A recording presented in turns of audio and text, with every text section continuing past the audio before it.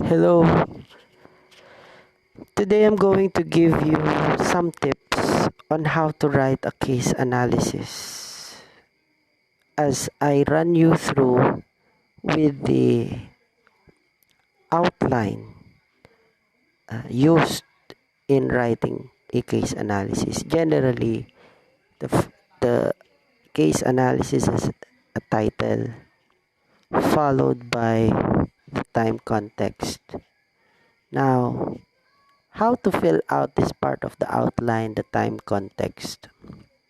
You need to answer the question why the case is still applicable nowadays. Why the problems or solutions or theories used in a case can still be relevant or applicable to the situations that businesses are facing today. The next part is viewpoint. In viewpoint, you just select whose perspective or whose point of view are you going to use as you try to analyze the case. Would you select the viewpoint or the point of view of an HR manager or the viewpoint of a marketing manager?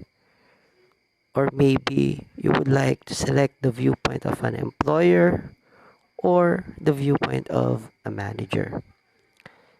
So each of them have their respective concerns. So whichever viewpoint you select, that is how you are going to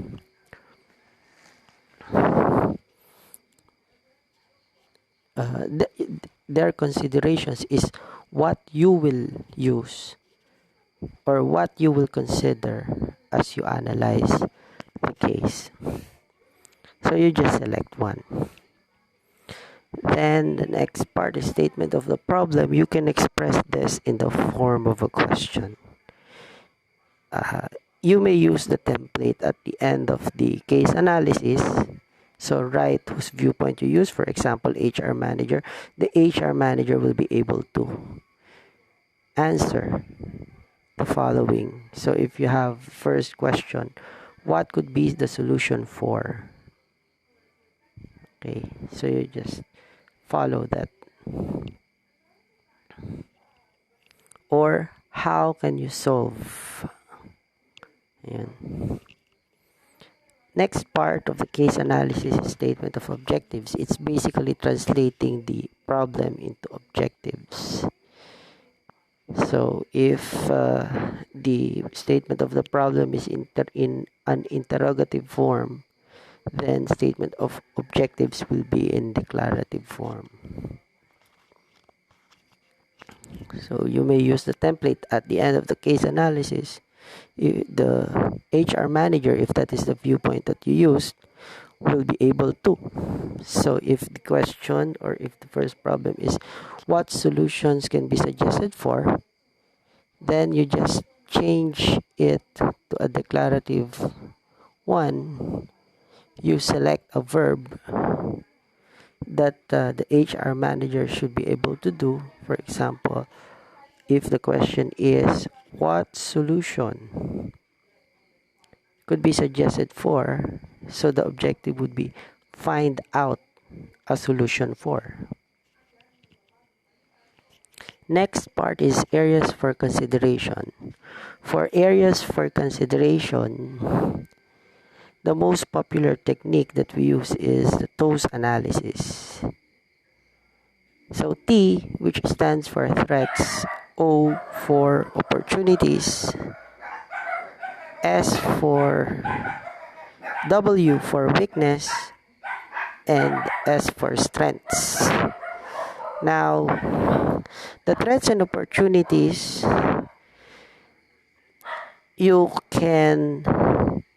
the factors here can be taken from the external environment of the business. While weaknesses and strengths, these factors can be taken from the internal environment of the business.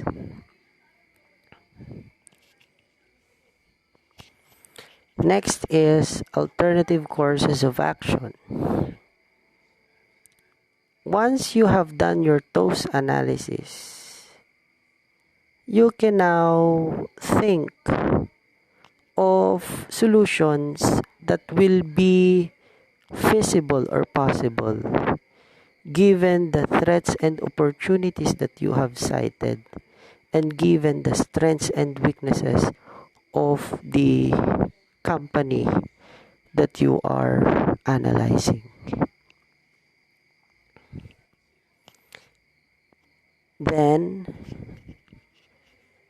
from those alternative courses of action,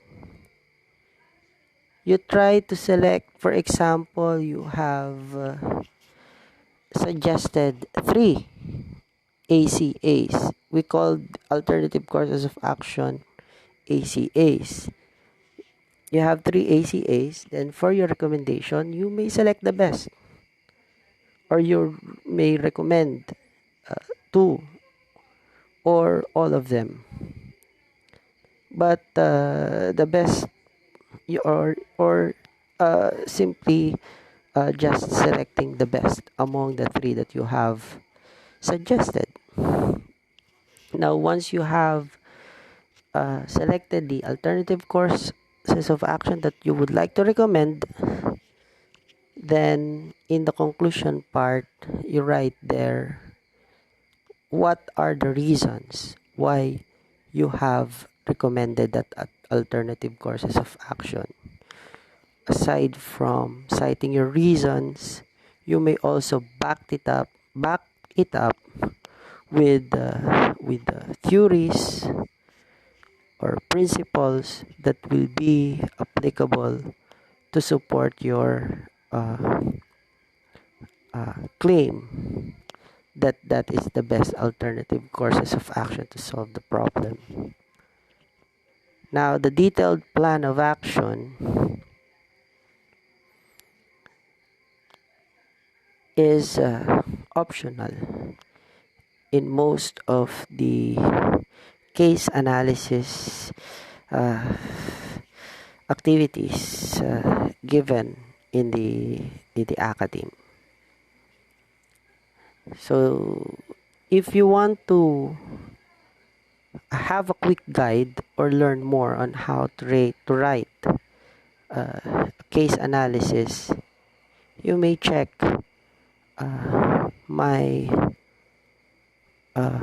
ebook, How to Write a Case Analysis Guide for Business Students, Professionals, and Entrepreneurs. And I hope you could find it useful to accomplish your case analysis projects at school, or if you are a business professional or entrepreneur, you may find it useful in analyzing business cases so that you could learn from them and adopt